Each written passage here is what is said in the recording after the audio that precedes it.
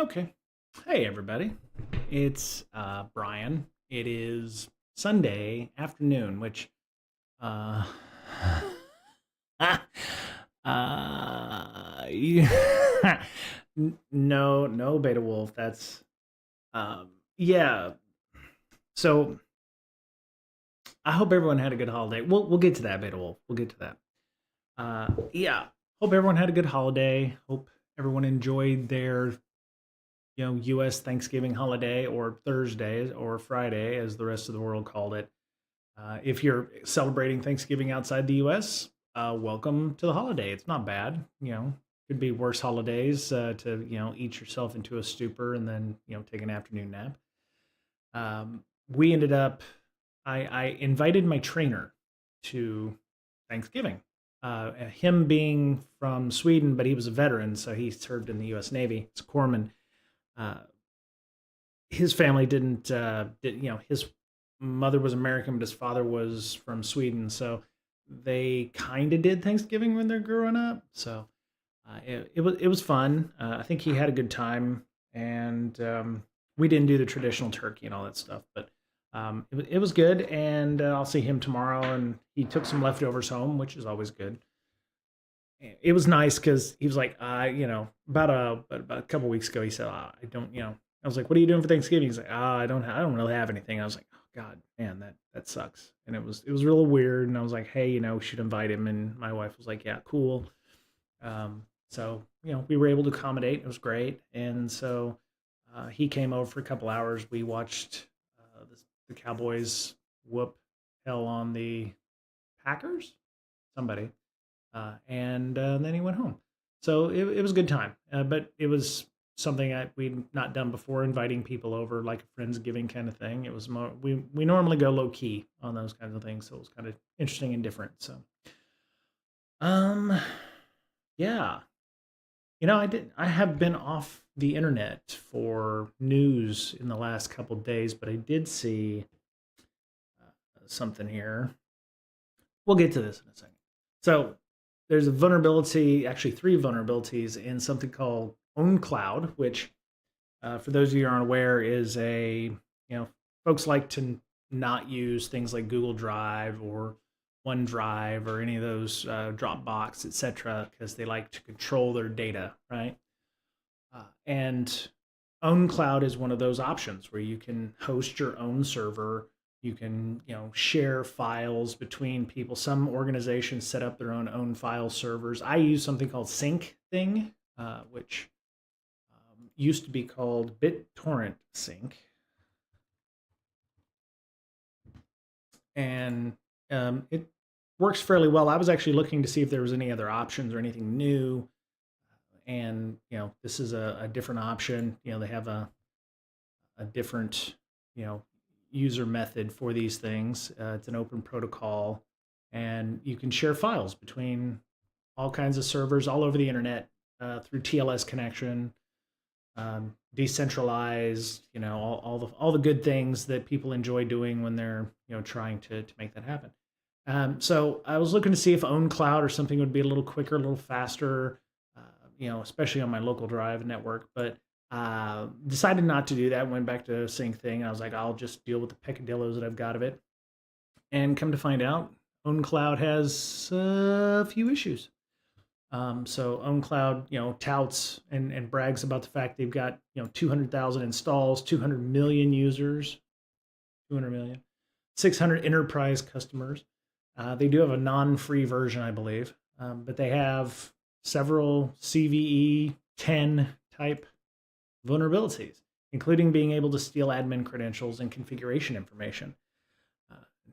Twitch just gave me 3 back-to-back audio ads, so I've missed everything until now. What? I don't understand that. I don't know why it's giving ads like that. You can't go backwards in the stream or anything like that. I haven't done much. I just talked about Thanksgiving, but it's interesting. I don't know why the ads are doing that. Are they the same ads, or is it just me emoting, and then there's no audio, and it's like somebody is over the top of it talking about a video game or something? I don't. Mm. It would be interesting to understand the audio ads if it's just me talking and all you see is. I probably can, but man, that was annoying. It was 3 different ads, and yes, you have no audio, and it's just talking over. Oh, fuckers. Okay. Hmm. All right. All right. Uh, I got to figure out how to kill the ad. I thought I'd killed the ads before, so maybe they decided to do something different. Um, kill ads. It's not like I'm making any money off my stream, so it's not like the ads are going to help anything, right? So um, anyway, so OwnCloud has some issues. Uh, the ability, so one of the flaws that has been found is the ability to steal credentials, admin credentials. And so OwnCloud is owned up to the fact, insert your PWN cloud jokes here, but exposure sensitive information to unauthorized actor. They use Graph API, which we've talked about Graph API in the past.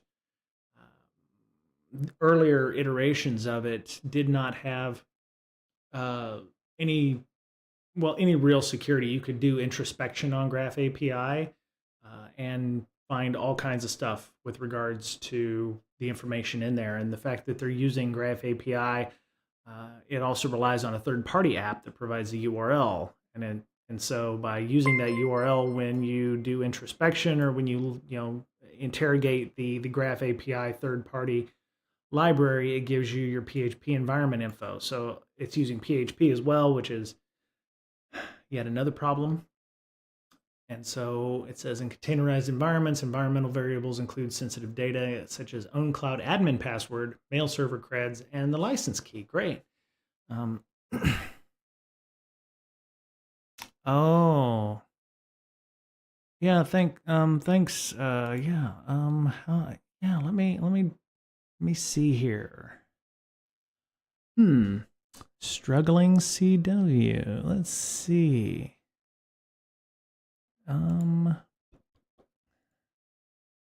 Da, da. Let me see. How do you spell struggling CW? So let me see. Ban. There we go. Goodbye. Goodbye, streaming. Struggling CW. Bye bye. Bye bye. Bye bye, struggling CW. Yeah. Bye bye. Yeah. Yeah. Hopefully I spelled it right. Yep, I did. Okay. Yeah, Lady P is probably taking a nap or something. It's all good. I can admin things. But yeah, ban your ass, struggling CW. Goodbye. Yeah. It's good that it didn't show up in the system there. So yeah, it says it's important to emphasize that simply disabling it does not eliminate the vulnerability because you can exposes sensitive data exploited by the attacker. Even own cloud is not running in a containerized environment. This is still a cause for concern. That sucks. Note that Docker containers from before 2023 are not vulnerable to this credential disclosure. So as an aside, if you haven't updated your shit in over a year, you should be fine because apparently the error was introduced in February of 2023. So great. And so you can delete the file vendor Microsoft Graphs get info.php, and you can also disable the PHP info function in Docker containers. So that's another way of doing it. You also should change your following secrets if you're using own cloud. So Monday morning, there you go, have at it. If your own cloud is exposed to the internet, of course, probably already been owned because the critical bug report, somebody's probably already done a showdown looking for own cloud somewhere. So you've probably already been put on a list of own cloud instances that are exposed to the internet. There's also so you don't even need the authentication tokens for the CVE10 if you've bypassed it because there's an authentication bypass issue as well. Are they using WebDAV? Oh god, okay. Well, using pre-signed URLs. it is possible to access, modify, or delete any file without authentication if the username of the victim is known and the victim has no key signing configured, which is the default. Oh, okay. Yep. So there you go. You know, how many people are, not doing the key signing because it's default, right? Amount of private naughty photos and videos are absolutely going to be leaked of this is insane. Yeah, I mean, if you're using it for that, Beta Wolf, my other thought was a bunch of IP because startups don't want to spend money, so they'll use a sync thing or an own cloud or something like that. Um, they'll set it up in some kind of, my guess is they'll set it up in some kind of star configuration, so they'll have a centralized server. I actually have changed my sync thing because I used to have some kind of round robin thing where it was like, I've got my streaming server, I've got my laptop, and I send my DaVinci Resolve archives and artifacts that are a little big for Google Drive across my network. I took my Think Center, which I had at one time used for my lab setup. I made it my primary sync thing, and everything syncs to it going back and forth. So I sync from my streaming box to the server, and then my laptop to the server, and then my phone to the server, that kind of thing. And kind of a star pattern instead of just like a round robin free for all kind of thing. Would be better off just using a true NAS OS. Yeah, that is potentially. It depends on your use case. If I'm sitting somewhere not physically located to the server, if I have a EC2 instance running that, then I can sync all over the world or what have you. But yeah, I mean, there's other options. I was actually looking at a smaller form factor that used like Raspberry Pi or something like that, and then I realized, oh yeah, I don't like Raspberry Pis because they're notoriously they don't like me. So the Think Center I've got works fairly well. So yeah, so if you know the username of the victim and you don't have key signing on, apparently they're using a. Have you seen what the Zimma board people are coming out with? Put a link in the chat there, Beta Wolf. We'll take a look at that. And so, yeah, 9.8 auth bypass. If you know the person's username, you can. It's apparently pre-signed URLs of no key files. Proposed solution is to deny the use of pre-signed URLs, but the default is to use pre-signed URLs. The third and less severe flaw, which is only a 9, subdomain validation bypass issue impacting all versions of the OAuth library. An attacker can input a specially crafted redirect URL that bypasses the validation code, allowing redirection of callbacks to a domain controlled by an attacker. Oh, okay. So the only problem I have with Kickstarter and hardware stuff is the hardware stuff, right? Not everyone. So I would say of the handful that after I learned my lesson the 5th time, I have received one hardware. No, I'm sorry. I am incorrect. So I've had a couple things. So I've got these Zendur power bank things. I've gotten a couple of those. And I had some couple of VR goggles that I got one set that was just complete ass. I would say, yes, unless these are actually built already and we'll just get them in the mail as soon as it's done, I don't want to wait a couple of years for these things. Oh, there you go. So, oh, you gotta. Okay, there's a lot of tracking information on those URLs. Okay, so they already exist. Okay, so that's good. That's cool. Yeah. Okay. Great.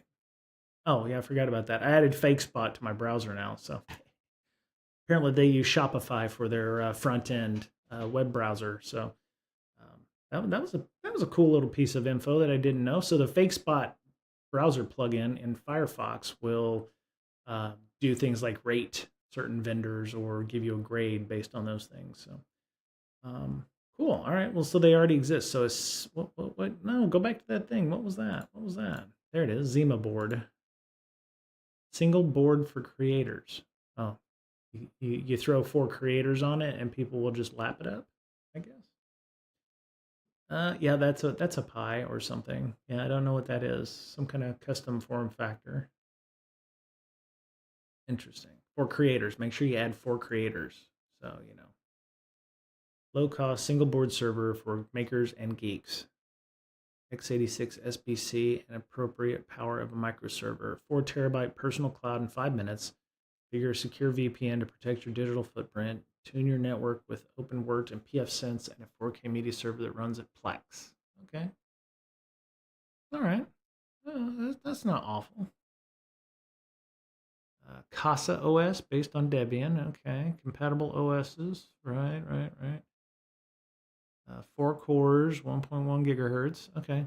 Yeah, I had similar boards that I used back in the past. It was like Sorcus boards. Yeah. Uh, these were pretty nice. I use these for pfSense boxes. Yeah, I've used these for pfSense boxes, like the 5501s. They ran pfSense or PF OpenBSD quite a bit. For quad fast Ethernets, has a proper serial port. Um, has an AMD chip in it. Runs really fast, really nice. These are very stable boards that you can use. You can even put a fancy ass GUI on those, and they're not bad. I mean, you put a GUI on it, and it's just like any other OpenWrt or DDWRT or anything like that. Tomato, if you're using a Linksys board or something like that. Yeah. So anyway, there's other options. The cheapest option for me was to continue using SyncThing, and so that's what I use. But yeah, these are if you use an own cloud in your environment, personal or professional, there's definitely some things you need to update or fix. They say due to this, it's critical for own cloud administrators to immediately apply the recommended fixes and perform updates as soon as possible. So yeah, including getting rid of these default settings where you're not configured a signing key. That you could have gotten rid of one of these issues by having a signing key, which is not the default setting. Yep. I find it interesting. A lot of these vulnerabilities isn't around anymore. I can buy one of these, right? Let me see. Products. Oh no, I didn't see that. Yeah, we're suspending operations. Wow. Oh shit, that was in 2017. Well, damn. I didn't know that. Oh, I guess I didn't see that when I first clicked on the things down here. That sucks. Yeah, I had those for several years. The other ones were, what was that? What was that? It was, mm, mm, mm. Oh yeah, PC Engines. That's what it was. Yeah. These were the other ones that I had. I upgraded to these. So yeah, they actually use compact flash, which for those of you of a certain age who don't know what the hell a compact flash card is, high end SLR cameras and stuff before they went to SD cards used compact flash, and so you have chips like this that will hold multiple. You know, yeah, I had a what was that? Yeah, so this was another system that worked really well with OpenBSD and pfSense and PF. Uh, gig Ethernets, has this proper USB and serial ports. Yeah, but for a firewall, you don't need much, right? Uh, you don't need a ton of information. Yeah, this one actually uses SD card memory, so that was nice. But these were strictly like appliances, like you would install PF on them, OpenBSD, something like that, and then run the system, and it was yeah, they're going to end of life as well. So I'm glad I don't have to worry about that shit anymore. I went to Netgear Orbi, and I'm not worried about hobbyist stuff like this anymore. Just it takes a lot of work, and I don't want to have to work to deal with my network anymore. So Yeah. Yeah. When I moved down here to San Diego, I was like, I've had several Nighthawk routers. I've done all this stuff, and the problem with like the Asus or those, it was like I would get 20 or 30 devices on the network and it would hang, right? And it didn't matter. I tried Google Home Minis. I've tried it was like 20 or 30 boxes and it would die. And somebody said, "Hey, you should try the Eero ones." And I was like, "Okay, I'll talk to some people I know who use the Eero things." And they're like, "Yeah, they're good, but if you've got a bunch of stuff on your network, sometimes you run into issues." I was like, "Okay, I guess." So I just went straight like your Orbi. Yeah. So I actually have these, I think, right here. Yeah, the 6E mesh system. So I don't have three of them, I just have two. But um, yeah, these really nice. Uh, they have separate IoT device, 2.4 gigahertz, and then there's the 6 gig, 6E networks. But yeah, I actually got these with the idea that I'd have fiber when I got down here because I could handle the 10 gig port. I would hook up my fiber to the 10 gig port and then I'd be fine. I don't have that. I have gig speed, but I'm using it right now for wireless. I actually have one right up there in my on my bookshelf, and it's solid. I mean, I'm streaming YouTube TV all the time. It's solid as a rock, and I don't have to worry about it. So it's nice. All right. So, all right. My next upgrade is going to cost me about 1,300. Will be yeah 6E or yeah. Um, I yeah I wanted something that was I could have saved a couple $100 by just going Wi-Fi 6, but I wanted to get that enhanced system that was going on. So we had a good discussion about this on our Slack channel about somebody. So Casey John Ellis, who I've had the pleasure of meeting, and I respect CJ. Uh, it was Black Friday, so all of the sales are going on, right? And I know people that make content. I've actually thought about making content myself, but started questioning if it's good or not, right? We've had Joe Gray on from the Ascension talking about some OSINT training. I've taken his OSINT training. We've had Chris Sanders on the show. He does some great work with packet analysis and packet captures, and a lot of his work goes to support the Rural Technology Fund. I appreciate all of those folks, and I appreciate people who create training that is useful for folks. My comment for these is I don't see, you know,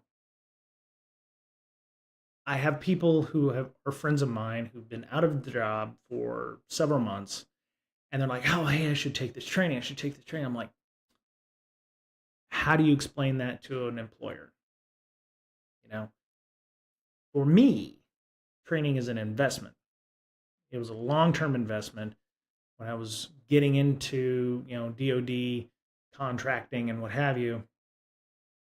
Uh, Part of the requirements at the time was you get some government cert that allows you to work on, government networks. I think it was a 8510 DoD Information Assurance Manager certification, or you get your CISP. And 25-year-old me had the wherewithal to go, the CISP will take me further. I don't want to get something that ties me to the DoD forever.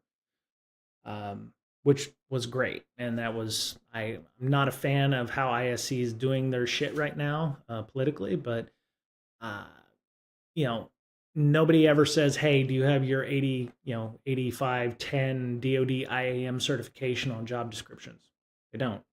It's CISP or CISA or, CISM or, one of those things, CCNA, something like that, those things. Um, if you're getting training, understand why you need the training or why you want the training. Get something that you can take to your next job uh, or help you get that next job. If your company's paying for it, get something that you can show immediate value for.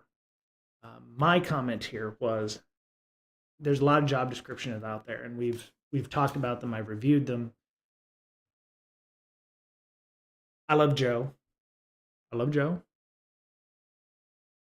But if you're going to take his class, expecting that class to get you your next job, unless you're looking for jobs specifically with hard OSINT requirements, that's not going to do it. Sorry. And I'll talk to Joe if he has beef with me on that. If your company asks you what do you want to spend training on, and they're willing to reimburse you for that, go get a fucking cert. Don't waste your time with, some shit at Black Hat. Get something that's going to help you get your next job. And that sounds sour as fuck. I know. Clayhacks, you didn't mention any TCM training or certs. In what way? TCM, what's TCM? And again, I got to go back to what's TCM and have I seen them on any job descriptions? My company's thinking about buying INE. I'm excited for it. They have certs too, but I don't know how well held their certs are. Yeah, I've taken a ton of like vendor certs, and when I worked at CrowdStrike, they were like, "Oh, you should go get Nessus certified systems admin," and I was like, "No, I'm good. I don't need that cert. That's garbage. Nobody's gonna give a shit about a Nessus certified system admin thing." Oh, TCM security. Oh, really? INE bought Pentester Academy a bit ago as well. Oh, okay. TCM security. Oh, PNPT. Let me go look. Okay. Yeah. Yeah. I guess it would really depend on what part of the world you live in if PNPT is actually something. Yeah. Yeah. Yeah, I don't. Yeah.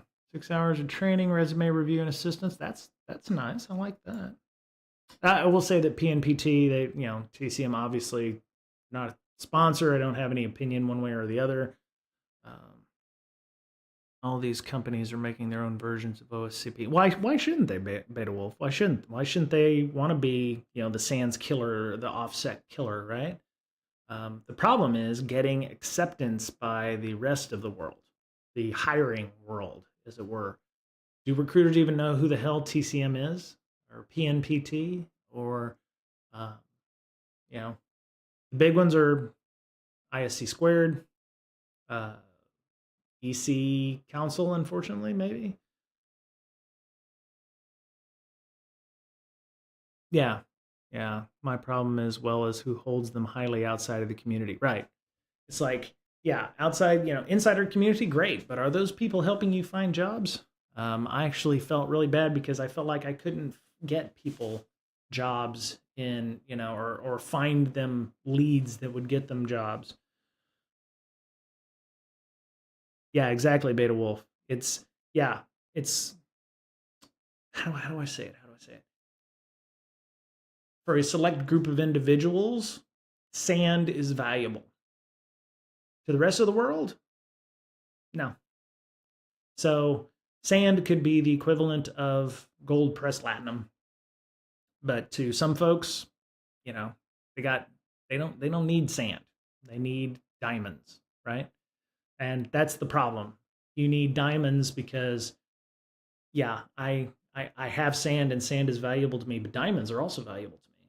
To the outside world, I don't sand, diamonds, right? And that's how I see training. It's like Nessus certified system admin or whatever the fuck their cert is, whatever their vendor cert is. And there's exceptions to that rule. The Cisco stuff, yes, 100%, if that's the way you want to go.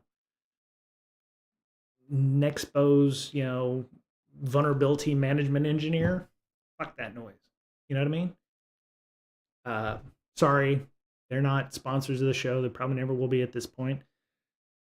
Vendor certs are only as good as a company that actually actively needs that tech stack. If you find a job and you happen to have, ICSIA training from 5 years ago where you were doing traffic analysis with their appliance and you have their certification, put it. I have training from 2012 where I went through the ICSIA vendor training and got certified using ICSIA traffic analysis and traffic shaping stuff. But yeah, no glass windows for those folks. As someone who has every single Zscaler cert, vendor certs mean nothing. Right, 100% Beta Wolf. Well, okay, so Beta Wolf, in that case, if you are looking at a company and they're like, we need a Zscaler person, you're you're sand, right? Sand, you're in that circle of people who need sand, right? Or whatever, instead of diamonds, it just, yay, I've got all the Zscaler stuff. Well, we don't run Zscaler. Okay. So if it's like, if your company's like, hey, we're going to send you to training, and you're like, yeah, I'm going to go to Black Hat training for $5,000. What do you get for that, right? It depends on really what your next job is going to be, or what was that going to do for your company. If you're looking for that $5,000 training to get you from mid to senior person in your company, great. If that's how you want to be. If you're looking in a couple of years to move somewhere else, is that Black Hat training at $5,000 to $6,000 going to be useful? And I got taken to task in the Slack. It was like, not everybody does it for certs. Completely understand. It's an investment, right? It's an investment in you. And so your target audience are people already in the industry whose employers will shell out money for big name SANS certs. The largest market share are with people trying to break into the industry, which makes lower cost training certs in demand and more accessible. Yes, I agree. Yes. I would love for PNPT and for, what was it? What was the other place that had like an offset kind of thing? I forget what their name is. Maybe they used to be this company and they changed their names. Maybe. There was another one. Oh, eLearn. What was it? eLearning? No, I don't know. Altered Security. Maybe they changed the name again. So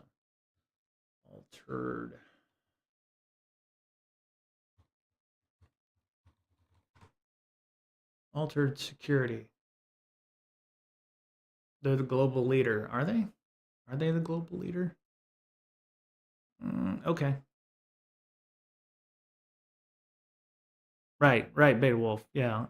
Yeah, so here's a bunch of more certs that does stuff. You can earn your CRTE certification. Okay. What does that mean?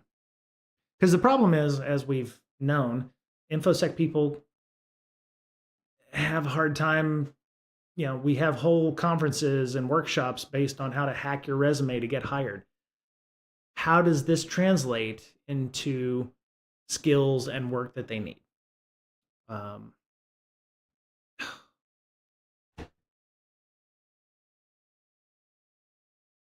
right, let me hold on.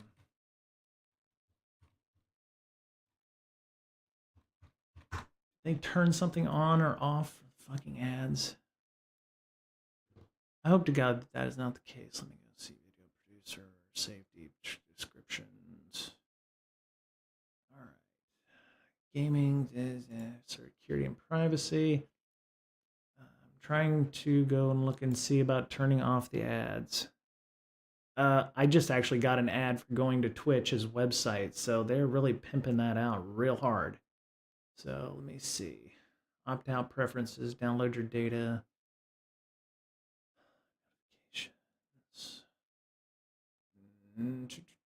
Brand.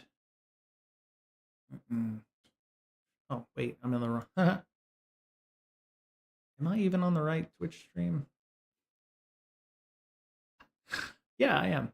Okay. Okay, I need to. Oh God, I hope that doesn't log me out of my stream. Permission denied. You do not have access to log into this page. Okay. There it is. Analytics, alerts, monetization, ads. All right.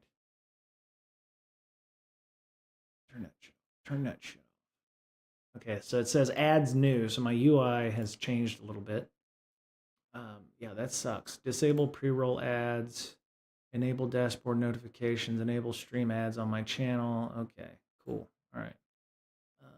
Yeah, okay. So I don't know how those got turned. Okay, turn off the ads. Turn off pre-roll ads. There we go. Okay, so that should work. I just got a Python cert that means nothing to me except that it means I learned some Python stuff and learned that, yeah. Yeah, that sucks. Yeah, I just saw the get ads free. I don't go to Twitch actually a lot. Um, they've added a bunch of new stuff here, including like monetizations and things. I think I fixed it. Let me know if you keep seeing them next time I stream because I have kill ads as my thing. So I'll make sure that that gets done. It says 3 minutes per hour, which I've only been on for 40 minutes. I don't know. I don't know why that's doing what it is. So my apologies to people watching the stream. Hopefully it doesn't show up in the VODs like that too. So all right. Okay. So I got a yeah, Python cert. Yeah. Try Hack Me has certs too. Yeah. So, yeah, I don't know. It zero to mastery. Jesus. Okay, so what so I think that's zero to mastery.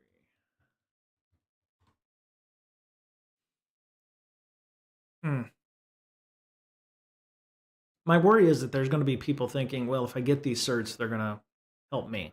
And my other problem is I don't think recruiters are moving fast enough to understand what certs are good or what organizations are good. Like Pentester Academy. Vivek has been around forever. Um, you know, I would I would trust his stuff if I saw something on Reddit. Yeah, and it's really up to the people, right? It's like maybe hey, I got my CISP. The hiring manager at the company's like, yeah, I don't give a shit about CISP. I don't have a CISP, that kind of thing. So there's that even. It's like, the hiring manager may not give a shit if you have a CISP or not. It's really difficult. Yeah, I was watching some of Vivek's stuff back when he was sitting in his living room talking about Python stuff. I went through some of his Python classes. I was when it was nothing but a YouTube channel, so it was good stuff. Definitely good content. But my I get it. If there's a lot of certs out here, and it's going to be things like, hey, I went to ZTM and I've got this cert, and you're going to have to be able to sell that to a prospective employer. If somebody asks you, well, what did you learn from that? What is, and maybe that's part of it. It's not just, hey, I've got the cert. I need to explain its value, not just to me as somebody who's earned it, but to them. There's hands-on courses and being able to understand that.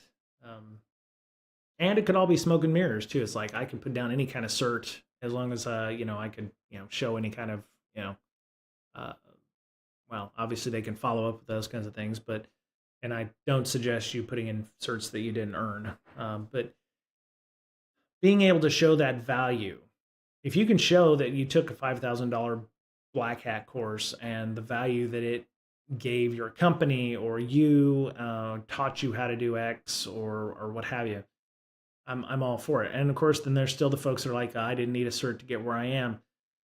It's a complicated hiring environment right now, and I'm actually reaching out to recruiters right now to have them come on to talk about stuff like that, not just from infosec stuff, but do you remove certs that are no longer valid from a resume?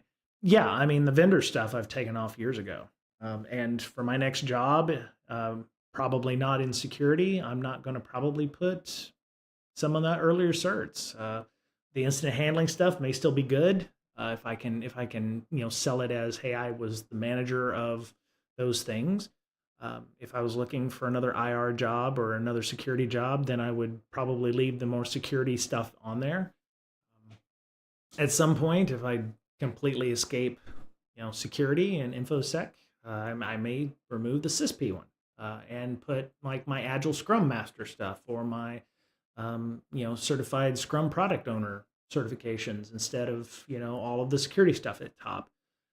The leadership courses I took from Harvard, I'll probably always leave on there because those are ones that are directly related to what I want to do. So yeah, um,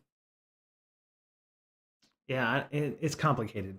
That's I would love to have some recruiters on. I have to build up some rapport with them, and not say, hey, I'm just going to have you on and we're going to like grill your ass because you have really shitty job descriptions. What I'd love to do is to talk about hiring in the AI era, if you will, and talk about why it seems like, and we've had other recruiters on like Preston Pierce, from Tab Pierce up here, up in Seattle, had talked about recruiting. I might have someone interested. I know a few solid recruiters. Yeah, Beta Wolf. I'd love. I thought about reaching out to one or two, but I wouldn't mind having a panel of 3, 4, 5 people from different. You know, sometimes I get. I probably won't invite the people who are just throwing out shit from like Minot, North Dakota for 3 to 6 months, no relocation kind of thing. API Security University courses.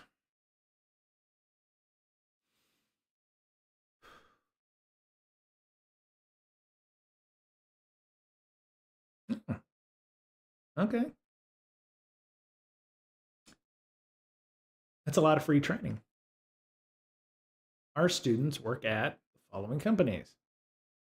Wait a minute. Didn't I just.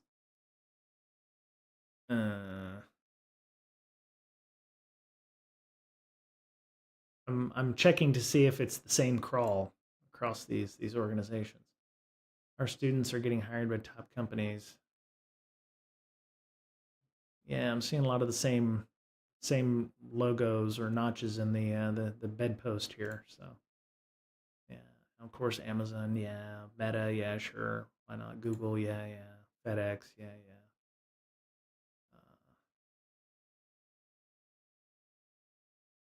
yeah. And they have the Apple. I don't see any apples here. I see Walt Disney. Yeah, I mean, free is always good. Yeah. So, I'm as I've always said, I'm more than willing to change my point of view on something. Right now, my feeling is that if you're trying to improve yourself, you need to be pretty damn specific about what your overall plans are, especially if you're wanting to get in the industry. As Clay Hacks had mentioned here, you know, there's a vast majority of people who are trying to break into the industry. Um, as somebody who's trying to break out of the industry after being stuck in it for a decade or two, uh, sometimes my question is, why do you want to get in here? You know, uh, CISA is giving free training for infrastructure hacking. Now, that's an interesting one, right? If you can take the CISA training just by dint of having the US government behind your name for your training. Yeah, there you go.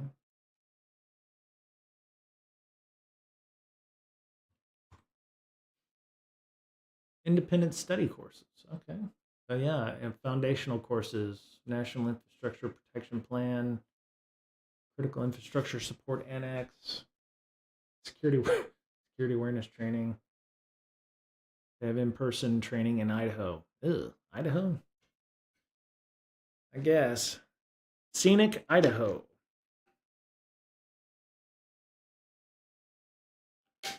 Yeah, I'm not gonna make any fans by my points of view here. Um, I paid for. Let me see. I paid for one of the SANS courses. I did get reimbursed eventually. The CISSP boot camp back in 2010, they paid for because it was a requirement of my work. So the other ones, it was like when I would join CrowdStrike, I was like, I want a SANS course as condition of employment. So they agreed to that, and that's why I got my GCIH. I paid for the certified Scrum Master and product owner ones out of my own pocket. Yeah, so I mean, it's really a mixed bag for me. That one, those CSM and CSPO classes were about 4K, but that was 2-3 years ago. So yeah, I've done training with Fed.VTE, and honestly, so outdated and not practical at all. Beta Wolf, that is oh, yeah, yeah, yeah. It, they're kind of all over the place here for this training, aren't they? You can do counter improvised explosive device training and awareness. Yeah. They're kind of all over the place with these things. Right? Dam sector training. Dams sector threats, vulnerabilities, and consequences in the dams sector. Improve the ability to assess risks to facilities. SICE is just trying to take in the money. Yeah, well, yeah, that's true. Um, Dams sector cyber security capability maturity model implementation training. Okay. Uh, has this gotten any better? Let me see. Federal virtual training environment, free online cybersecurity training to federal, state, local, tribal, and territorial government employees. Oh, very cool. Yeah, when I was a DoD contractor and when I was a GS Gov civilian, we had some kind of like skills training or something like that that was supposed to help you. It was free. It was Flash training and Java training, but it was in Flash and in Java. I forget what the name of the system was, but it was yeah, it was a training system that was fairly ubiquitous at one time, and then it kind of fell out of favor. Cool. Oh, U.S. military veterans. Ooh, I could join this if I wanted to. Yeah. Click here to view the catalog. So what do we get? 101 courses. Okay, whatever. Analyze, collect and operate, oversee and govern, operate, maintain, securely provision, IR training, tampering, IR 106, beginners, indicators of compromise, cyber defense analyst. Okay. Cyber defense analyst, intrusion detection systems. Yeah, these would be good for my CISSP, I guess, if I wanted to take those. 0.3 hours. So each one's about 20 minutes. That's not bad. So you're aware of M. Taggart? Yes, I love M. Taggart. Yeah, shout out to M. Taggart. Met him in person. He just started up his yeah, he just started up his academy, I think, with a couple of other people. But yeah, he has a stream, or at least he did. I haven't seen him on a little while, but let me see, when did he last get on? It's been a minute. Looks like maybe he's stopped. No, MT Taggart. MT Taggart.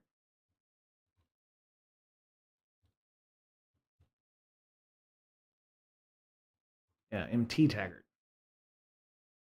This is different Taggart. Yeah. Blink. Yeah, MT Taggart. There you go. Yes, this person. Huh.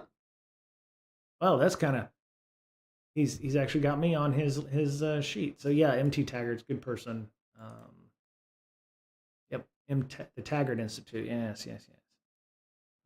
Blink. There you go. Grab that. You can go check him out. He does some really great work. I talked with him last time I was in LA with him. So yeah, that's what I thought. He actually has me on his screen. So I'll resubscribe. There we go. Yeah, good person. Good content. Definitely not. Yeah, his discussion on eBPF is really good, and he does a live class, so you can go check that out. Yeah, I just I yeah, I just think that if you're gonna spend money on training, it needs to be something that is going to help you in the long run and be beneficial for you, not your company necessarily. And you know, Uh, yeah, I mean, I I hate Twitter because it's only 160-ish characters or whatever. But yeah, it's I probably could have explained that a little better. I think that was a little late in the day when I was talking about that. But I just people are going to go out and they're going to spend money on training, and it's not going to help them in the long run. It'll help them for their current job, but then when they go to their next job, their next company is going to be like, okay, great. Explain to me how this will help, or explain the value of you having this training on your resume. What did you learn from this? Well, 3, 5 years ago, I did this. 5 years ago, I mean, how long do you leave training on your resume for that? If it's, if there's not something that keeps you relevant, is it something you need to keep on your resume? So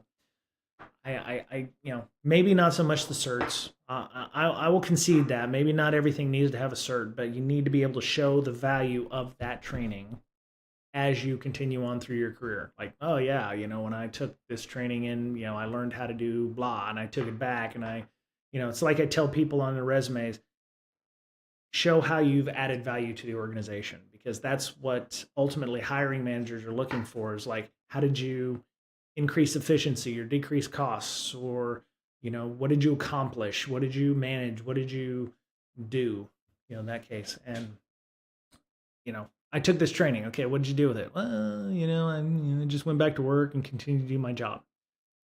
Okay, great. What, you didn't do anything.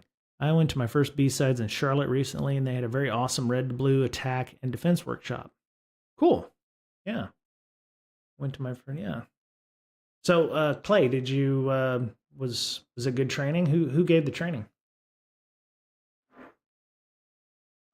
I took training in 2019. I took at the last Black Hat. I took a Python course because I couldn't get tickets, and I felt bad because I took up a seat that probably somebody else could have used.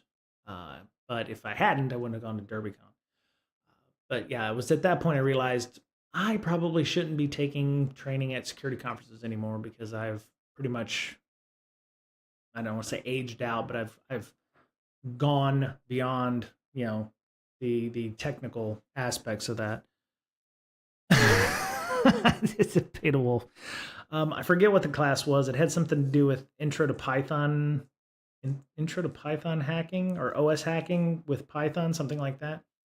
And I was like, yeah, I want to learn me some Python. And it was definitely not a 100 course. It was probably not a 200 course. And by the end of the first day, I was like,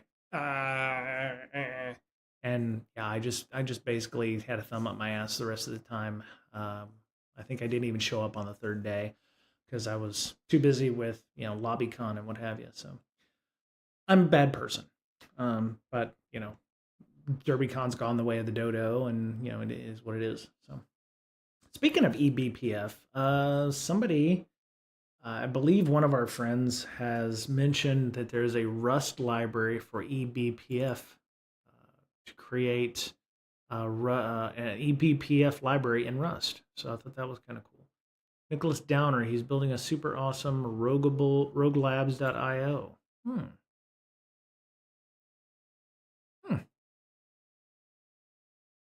Interesting. Join the wait list. There you go. Want to help us test? Join the wait list and be the first to know about beta testing opportunities. Starting Q1 2024. There you go. New red team courses in Rogue Arena beta testing starting Q1. So, to not to hammer on this too much, sometimes the value is kind of inferred, right? You have an OffSec cert, or you have a SANS cert. You don't have to necessarily do as much to prove its worth to a recruiter, especially somebody who may not be completely plugged in. Big issue is now there's way too much training and no one knows what to go for. Exactly, Beta Wolf. Right. And that was kind of my point, I think, what I was uneloquently trying to make with the OffSec or the ISC squared stuff. They're a known quantity. Rogue Labs may be, top flight, Crevassier, OX, Pale, whatever, top shelf, $300, Pappy Van Winkle type training, but how do you prove that, right? How do you prove that this was awesome training versus Joe Bob Billy's fly by night security training? How do you prove it's good? How do you prove that the training you received was excellent? Is it in your actions? Is it in explaining that? One of the ones I think we looked at earlier was talking about resume review and job hunting, which is great if they have that option. Um, but how do you prove that Rogue Labs is good training? That it was good training when you took it. That it was worth the money you spent on that training. Uh, you know, it, you have to. It has to translate somehow into your resume. Otherwise, hey, I just took this 45 hours of training, and it's okay. Well, what did you do with it? Well, I went back and did my job again. Okay, great. Um, you know, did if you're already a pen tester or a red team person, what did you gain from red team and pen testing stuff? Did you learn more about Active Directory? Is that going to be the same attacks in a year? Is this training going to be out of date in a year? So yeah, I think that's the difference between training for me and training that ends in a certification of some kind. The CISP, I always have to continue learning for all intents and purposes. With this, you'll continue learning that too, but it's like, you know, looks like is a senior red team operator at Bank of America. I wish I remembered the blue team guy. He was awesome too. Well, let's go look. B-sides. Charlotte.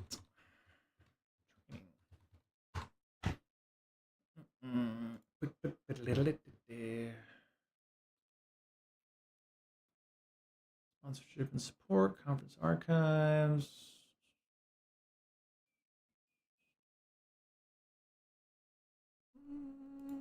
Sponsorship and support information. Call for sponsors, volunteers, conference archives. Speakers, schedule, CTF. There we go. Yeah, there's a lot of good stuff in here. Nick Newell, Chris Horner. Yeah, looks like there was a lot of good discussions here that occurred. Russ Handorf. Breather. So you have red and blue attack and defense, 4-hour hands-on course. Jackson Compton flips the script, retracing each step, revealing what artifacts a blue team can recover from or uncover from malicious domain takeover. Is it Jackson Compton? Is that who you're talking about?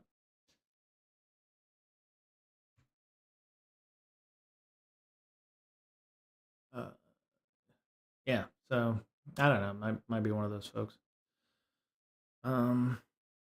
Yeah. So I just I uneloquently said, hey, if it's not offsec or whatever, what's the point?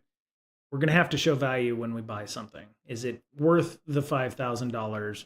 Is it going to is it going to maintain itself? Is it still going to be useful in 5 years? Is the Rogue Labs training you took in 2023 going to help further your career in 2028? It really depends on how you take that back and you're learning internally or you're adding value to your own skill set. Um, yeah. So yeah, there it is. It is what it is. So me and the Zoom DevOps placed 5th in the red team CTF. Oh, very cool. Oh, very nice. Well, congratulations, Clayhax. Appreciate that. Oh, the Zoom DevOps lead. Like Zoom the company? I used to know some people who worked at Zoom. Okay. B-side Charlotte. Yeah. I've heard good things about Charlotte's B-sides.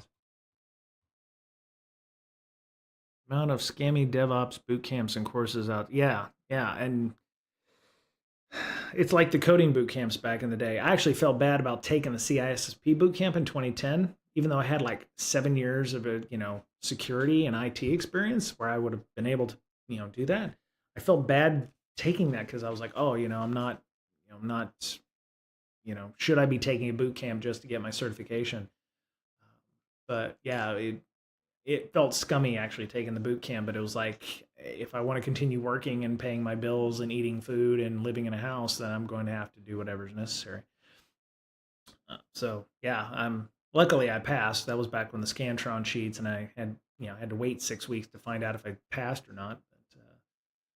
But yeah, I couldn't imagine taking it now. So dealing with the Badal food house overrated. Yeah, yeah, I couldn't imagine having to. I don't know what it would be like to try to break into security these days, considering there is a real lack of junior positions, and unless you started in something like compliance or IT, I just don't know what that looks like. So. Peter Yukonov randomly joined my lunch table and gave me a rundown on his Move It talk because I missed it in the CTF room. Oh, very nice. Anyway, I've got more viewers. Cool. I hope you check out the VODs if you're just joining here. Appreciate that. Senior Mandiant Consultant. Ah, very cool. Yeah, yeah. Those Mandiant folks. They were. I had stock in Mandiant for a while until they got bought by Google. Cashed me out for about 20K worth of stock. I didn't have a ton of stock. It was nice. Um, let's go see what else is in the news since I seem to have missed some stuff this week. The own cloud stuff was the big one. Essential 8 maturity model update. Yeah, no. That's everything, not just news. What? Wait, what? What was that? Small-brained human ancestors. Okay, right, intel. Recently gave someone advice he's trying to get in, and it's the whole chicken or egg thing. He was worried about getting a job when he has no experience and told him to start doing things at home. I got away with so much by saying, no, I don't have enterprise experience with that, but I've played with it in my home lab. Yeah, we for several years, I think we talked about setting up home lab. We have a home lab channel in our Slack about people setting those things up. You can do it on the cheap. Don't go buy a fucking NUC, by the way. Garbage, a garbage. A used Think Center on Amazon is about $100, and it will do as good or better than a NUC or a Raspberry Pi if you want to do things like containers and Kubernetes and you know, it'll run at Linux, and you can put a big fat 4 terabyte, NVMe in it or what have you. You don't have to go buy a $500 NUC and for low power kind of situations. Yeah, exactly. Docker, Kubernetes, etc. doesn't need enterprise experience. You just need to know how it works, right? You just need to be able to speak to that. Having if you want to get into programming or you're, doing, I still see the discussions on Twitter about do you need programming experience as a red teamer? Sure, learn some Rust with me on Fridays, or get with Beta Wolf on our Slack or Discord, and set up a Python class. We've got Python, got channels for programming and stuff. If you've got questions, ask those. There's training out there on YouTube abounds that is free for Python, Rust, and Ruby and those things. There's no lack of training out there that is free, but again, it's like, what is it you're looking for? How can you sell that? What did you do with that training? What's your GitHub look like, or your Bitbucket, or your, that kind of thing.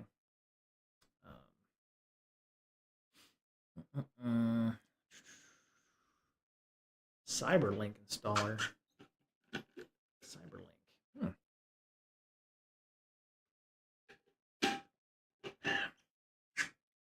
I think what gets me is I keep seeing the same arguments over and over and over again on Twitter from infosec, and we just haven't learned anything, and we're not making any headway. So yeah, it is. Deep fakes, imminent threat. No, they're already a thing. Please regulate AI. Yeah, the government's going to do it for us because we can't do it ourselves. The rise of honey tokens. Okay, yeah, that's okay.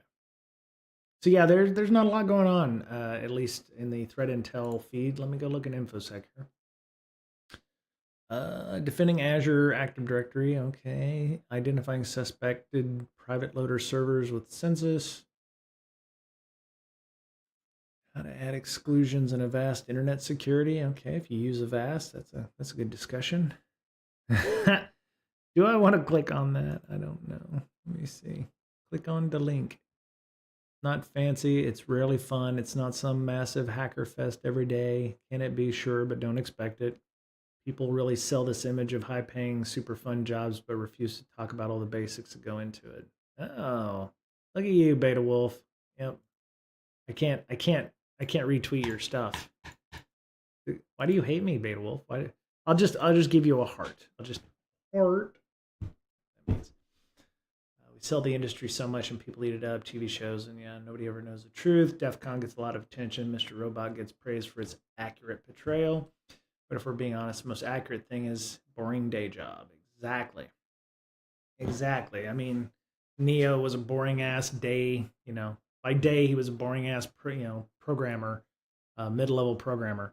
That's why I love Hack the Box and Try Hack Me. I did this year's NSA Code Breaker Challenge, and the number of folks who never used Docker before and submitting Get Help tickets. Meanwhile, I had so much Docker and Docker Registry API experience from HTB alone. Yeah, HTB is definitely expanding their offerings to, other things other than just cracking shells on a box. I did Hack the Box on here quite a bit during the first bit of my streams. The problem was when I get stuck, I'm just sitting here flailing and couldn't figure it out. And it didn't make for a good stream, I don't think. Just people sitting here watching me try to figure out how to do shit. And going and asking people in forums for things was just didn't feel like it made for a good stream because I didn't feel like anybody was on the stream helping or following along or doing anything like that. So that got old pretty quick for that. So I urge people who run programs teaching people about cybersecurity to not sell false dreams. Oh wow, wow, Beta Wolf, you're about a year ahead of me here. So yeah, let's pimp those out. DevOps, cloud infrastructure, code remediation, reading logs, deployment of tools, script writing and automation, list goes on. People have been in the industry. I'd like for you to comment below if your opinion changed with time. Yeah, mine did. I actually thought I was going to be a red teamer until I realized I didn't have the mentality for it. Yeah, I'm going to say probably 2018 was when I realized I'm not going to be a pen tester for my career. And that's why I became a filthy manager. So it is what it is.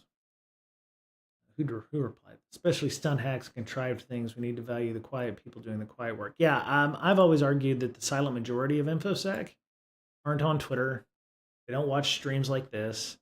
They don't know who the fuck CJ is or Rob Graham or Swift on security or any of those folks. They're the 9 to 5 folks. I would say 80 to 90% of real infosec are just the people doing the 9 to 5 job.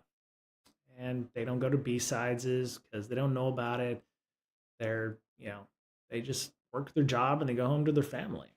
And they don't listen to podcasts. They have their commute. It's just a job for them, and it's not a celebrity thing. It's not, it's just one of those things.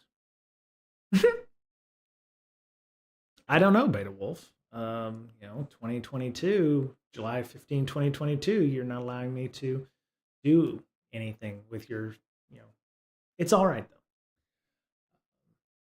Yeah, you've got a lock. Oh, you've got a lock here. So yeah, I'm following you though. So that's the important thing. You don't live in Manchester. Come on now. You're trying to throw people off the OSINT trail. I get that. I understand.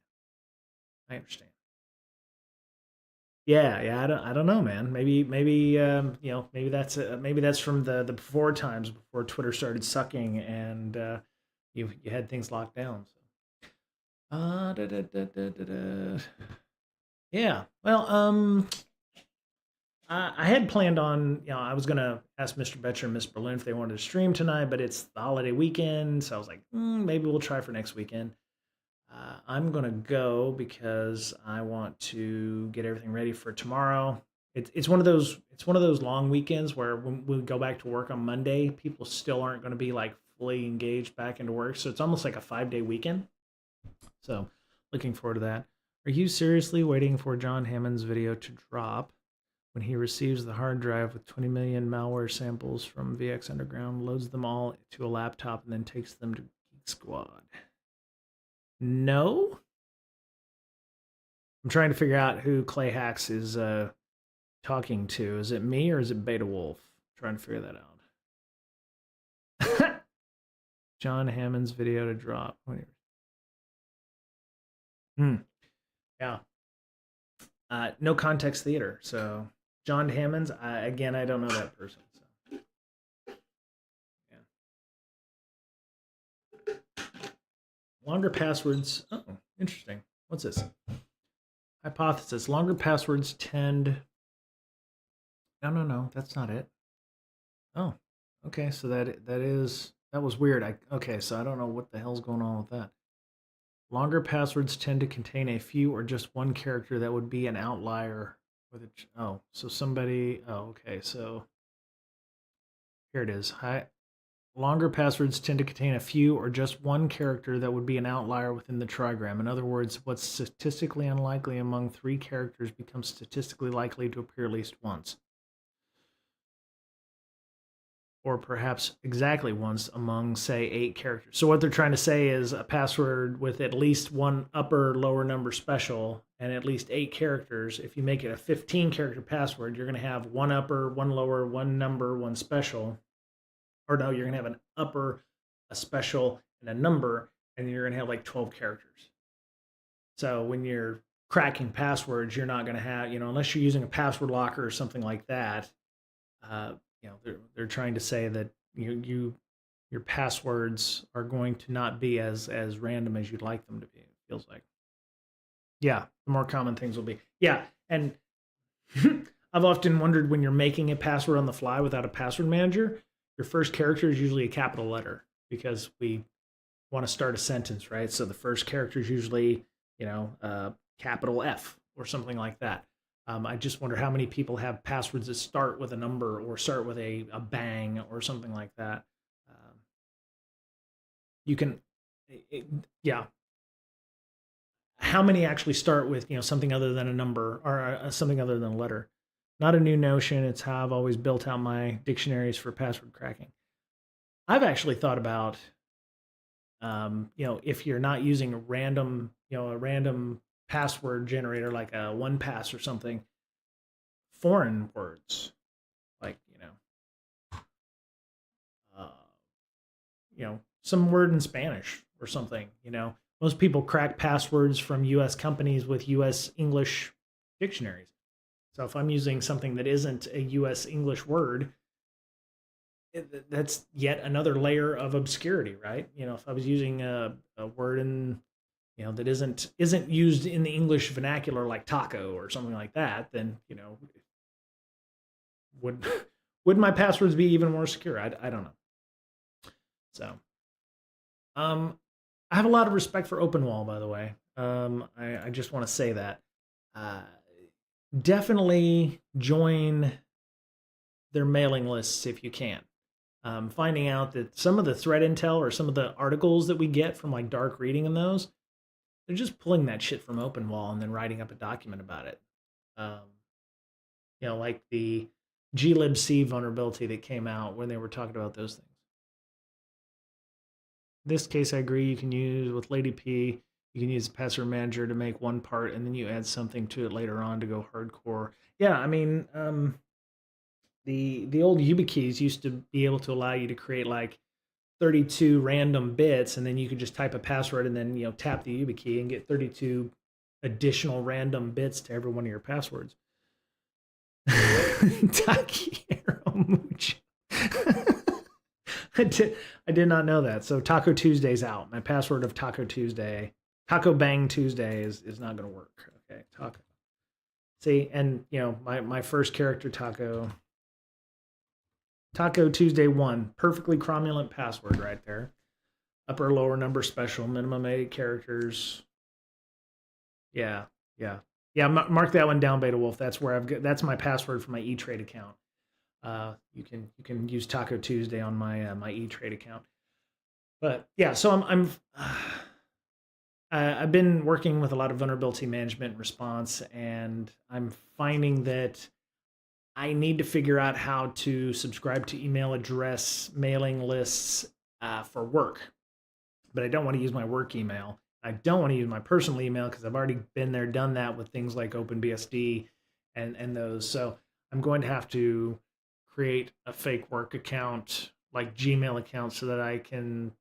Obviously, I don't want to use my work email because OSINT type stuff, but I could use, I guess, Proton Mail.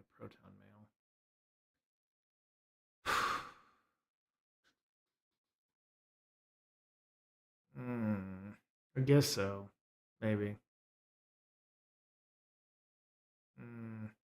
I actually, oh, you know what? I have tried using Proton Mail. My company actively blocks that. They don't like people using Proton Mail at work. So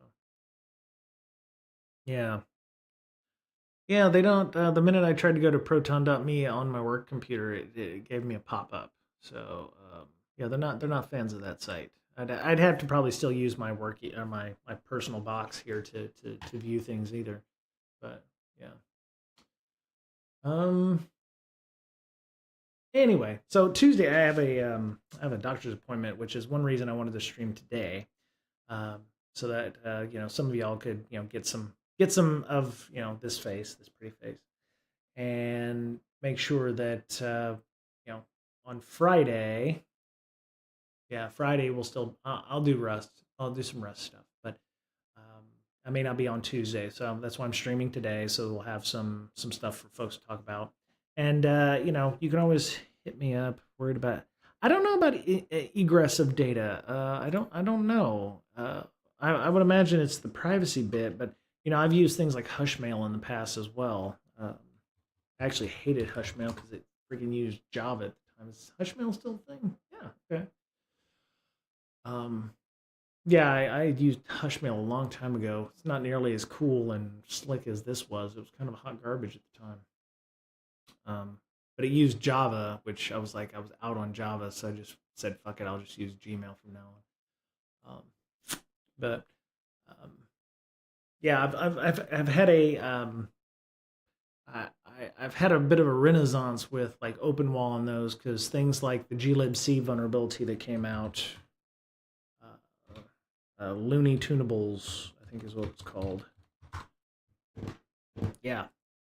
So a lot of these, a lot of story, a lot of news stories are just using things like OpenWall for, information on these things, and I want to get out ahead of these things because CISA just posted this up as being a problem because it's now exploitable in the wild, uh, but it's been out for several months, and responding to it in your own organization by waiting for CISA to come back and say, "Hey, this is on the known the CISA Kev list."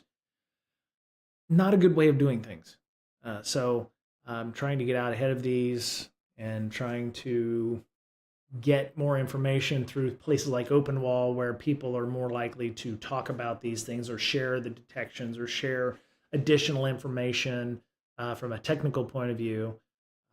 Is something that I'm going to have to do. So I've already added myself to the OpenWall list, but yeah, there's yeah. So yeah, it came out on October 5th. CISA did not add it to their list until this last Tuesday. So almost 2 months later. So this vulnerability, which if you haven't patched it by now and you're waiting for CISA to go, "Oh, this is uber bad, you need to fix this shit," you've had 2 months that you could have done that, and you're already probably owned up if you haven't had a chance to get that. Uh, yeah, yeah. I don't know about the yeah, Proton. Yeah, there's certain websites. It's like I even get weird about certain Google searches, which is why I use my personal box for that. Because depending on how it's construed by Google or Bing or what have you, you can get some weird shit on that. And so I that's why I have my personal box when I'm doing searches just in case. Um, but yeah, if if you're waiting for certain organizations to consider this to be Terabad, you've had 2 months where this could have, been shipped if you're using glibc's dynamic loader. If you pushed out product or if you pushed out anything that uses this, you're behind the eight ball. I'm not worried about Proton taking your data. I'm saying people would use it as it would be a DLP nightmare, right? Like being able to, push that data. So, all right. Well, I've already said I'm leaving many times. Hope everyone has a good day. Thank you to Clay Hacks. Thanks to Beta Wolf and Struggling CW. Thank you for being banned on our stream by just being yourself. Thank you for that. And I will be back on hopefully Tuesday, if not, definitely Friday. So, but just wanted to have something out there for everybody because I missed you and I didn't get to come on Friday because of the holiday. So, thanks, Clay. Thanks, Beta Wolf. Thanks to all of our lurkers and our regular viewers, and hope you have a good rest of your day. I will talk to you all soon. Bye, y'all.